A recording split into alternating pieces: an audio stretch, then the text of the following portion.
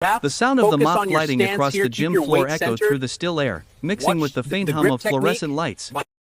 The day was bright outside, but inside the empty martial arts gym, sunlight filtered through the high windows, catching dust motes that drifted like tiny memories in motion. A middle-aged man named Noah Rains, dressed in faded janitor overalls, wiped sweat from his brow and glanced at the black belts lined neatly on the wall. He used to dream of earning one of those. Now, all he held was a mop. If you believe in kindness, second chances, and hidden strength, please like, comment, share, and subscribe to Kindness Chronicles, because sometimes the quietest people carry the loudest stories. Noah was 42, with streaks of gray running through his dark hair, and eyes that seemed too tired for their age. He worked 2 jobs, a school janitor by night and a gym cleaner by day, trying to raise his 10-year-old daughter, Maya, after his wife passed away 2 years ago. Every day, he cleaned the sweat, chalk, and dirt left behind by people chasing dreams he once had. Before life took a sharp turn, Noah had been an amateur martial artist, not a champion, not famous, but dedicated. He loved the discipline, the control, the balance it brought him. But when the bills piled up and the hospital debt came after his wife's illness, dreams became luxuries he couldn't afford. That morning, as he mopped near the sparring ring, a group of young fighters gathered in the corner, stretching, laughing, filming short clips for their social media. Among them was Kai Benson, a 23-year-old black belt, lean, confident, and rising fast in the city's martial arts circuit. He had a huge online following and an even bigger ego.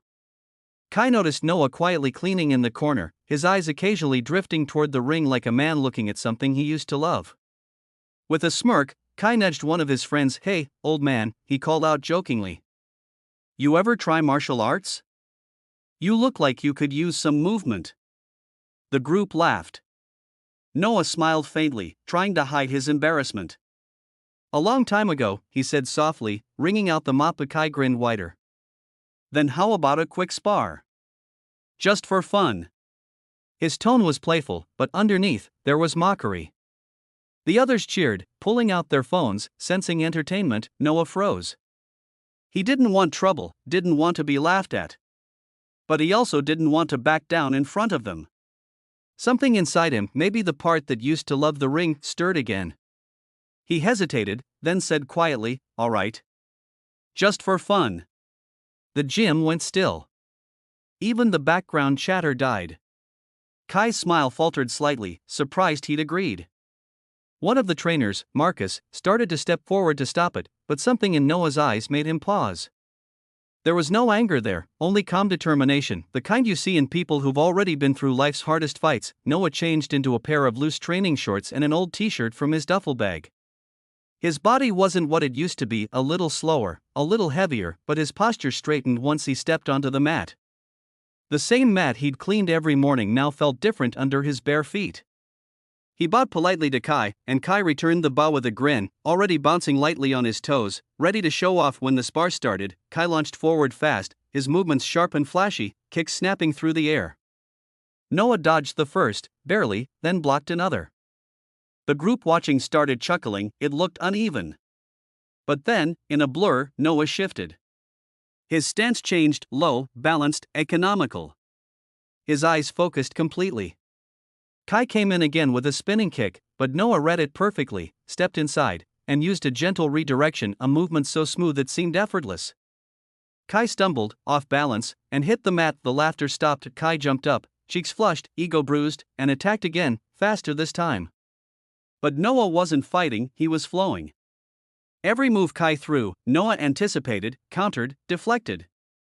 His body moved with precision, every step measured, every breath timed. It wasn't strength. It was wisdom. Years of quiet discipline resurfaced. Then, when Kai overextended once more, Noah caught his arm, twisted lightly, and brought him to the ground with a soft but unmistakable thud. He held him there for half a second, enough to show control, and then released. The gym was silent except for the sound of both men breathing. The phones that had been recording didn't move.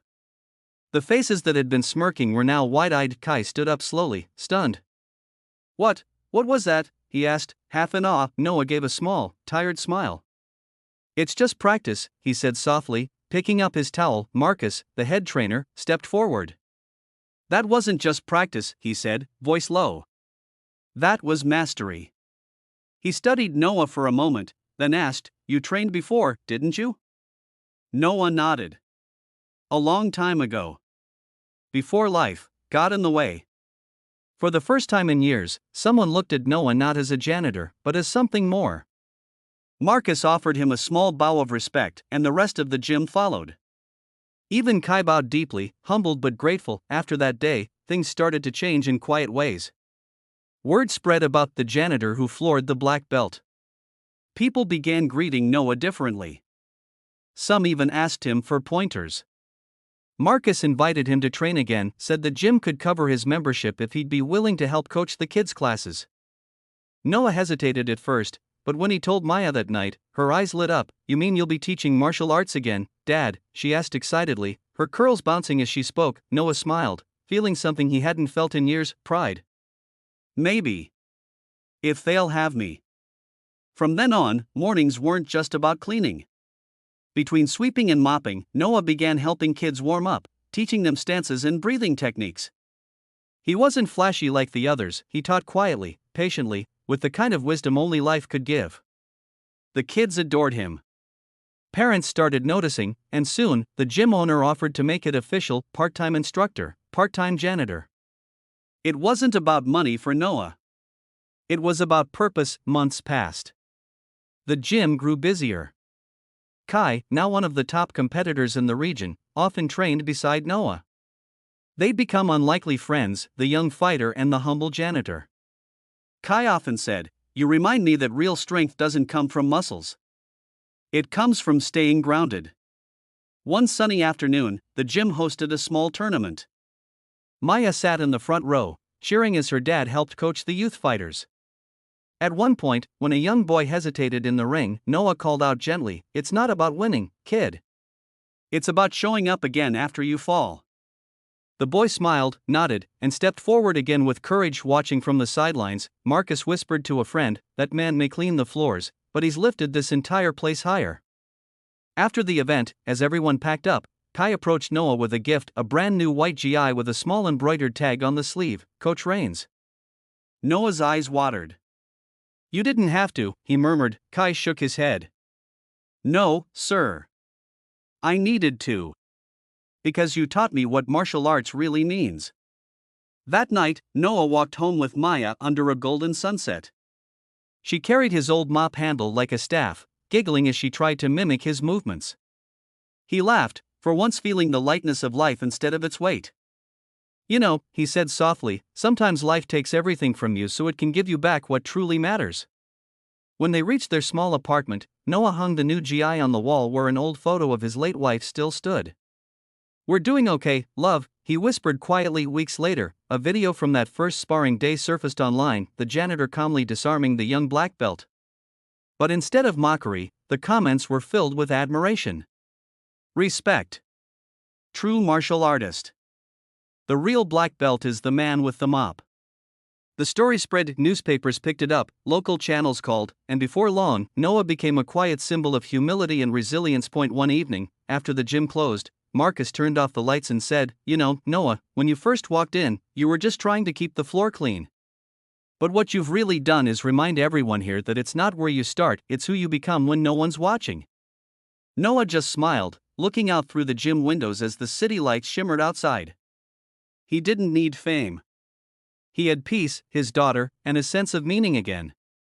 And sometimes, that's more than enough. So, if this story touched your heart, if it reminded you that strength isn't about power, but perseverance, please like, share, and subscribe to Kindness Chronicles. Your support helps us share real, heartwarming stories that remind the world that kindness and courage still exist.